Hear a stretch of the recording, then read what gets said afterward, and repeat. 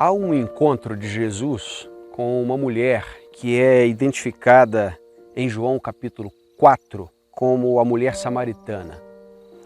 Jesus fez um caminho improvável porque os judeus não passavam por Samaria, mas o texto diz que Jesus achou necessário passar por Samaria.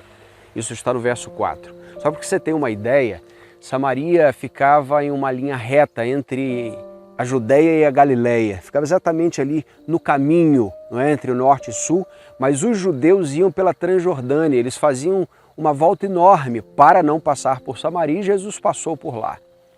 Isso fica claro no texto, os judeus não se davam com os samaritanos. Essa é a razão pela qual os judeus não passavam por Samaria. Jesus passa, encontra uma mulher que à época já não era bem vista por ser mulher, era um contexto muito difícil, principalmente por ser samaritana. Bom, a conversa é que Jesus pede água, ela estranha e diz: como sendo o Senhor um judeu me pede água? Isso era um escândalo, um judeu beber água num recipiente samaritano. Veja a primeira percepção dessa mulher. Jesus era um judeu, grave isso na sua mente. E ela continua a conversa e Jesus diz: olha, se você soubesse quem te pede água, você me pediria água e eu lhe daria água da vida. E a mulher, é claro, intervém ali na conversa e diz: olha, será que o Senhor é maior do que o nosso pai Jacó, que cavou do poço, não é, e bebeu da água?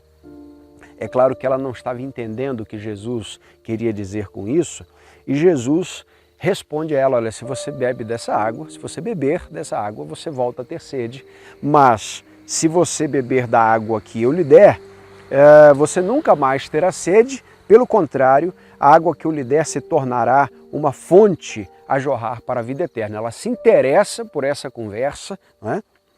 E ela diz: Senhor, me dá dessa água, eu quero essa água. Bom, nesse momento Jesus faz uma proposta estranha: vai lá chamar teu marido.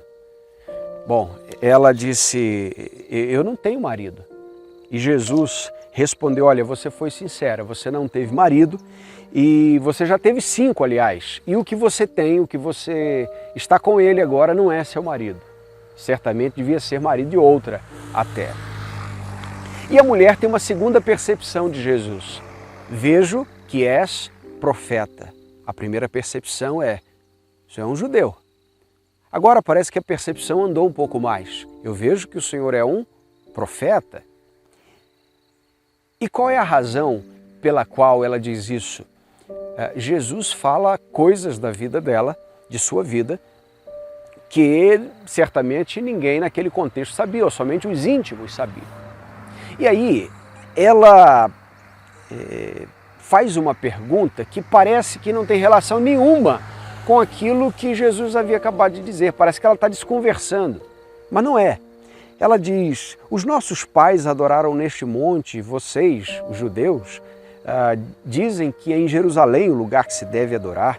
E Jesus dá aquela resposta tão conhecida, não é? Mulher, crê em mim e a hora vem, e esta é a hora, não é? Em que nem neste monte, não é? Nem em outro lugar vocês vão adorar o Pai. Por quê? Aí ele responde: porque o Pai é Espírito, não é? E é necessário que aqueles que o adorem em espírito e em verdade. Isso está no verso 25.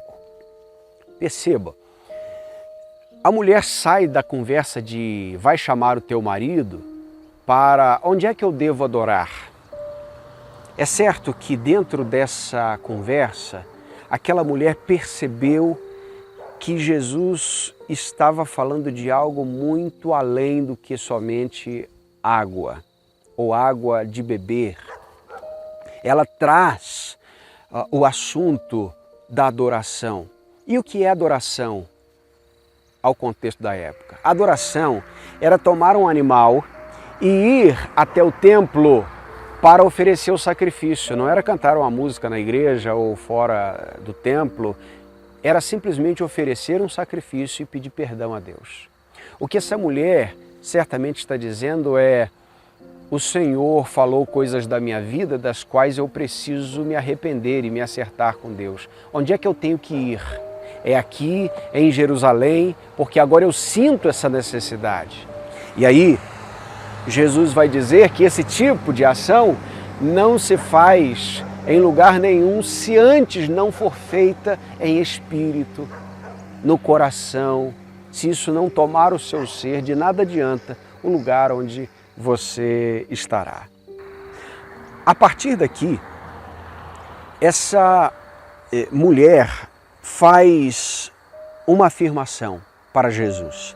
Eu sei que o Messias, que se chama o Cristo, vem e quando ele vier, ele anunciará todas as coisas. Veja, Jesus lhe disse, sou eu que está falando contigo.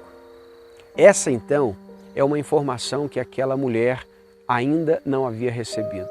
Ela sabia primeiro que Jesus era um judeu, depois ela identifica em Jesus um profeta, agora Jesus se identifica como o Messias. Ela tem uma terceira percepção aprofundada. Perceba aqui que ela não descobre que Jesus é o Messias, mas Jesus se revela como Messias. Isso nos mostra que certas percepções sobre Deus nós só teremos se Ele mesmo nos der. A partir daqui ela sai na cidade para falar de Jesus. E ela diz aos seus circunvizinhos, vinde e vede um homem que me disse tudo o que tenho feito, será ele o Cristo? Veja que não é mais um judeu e não é mais um profeta, mas agora ela diz, será que ele é o Cristo?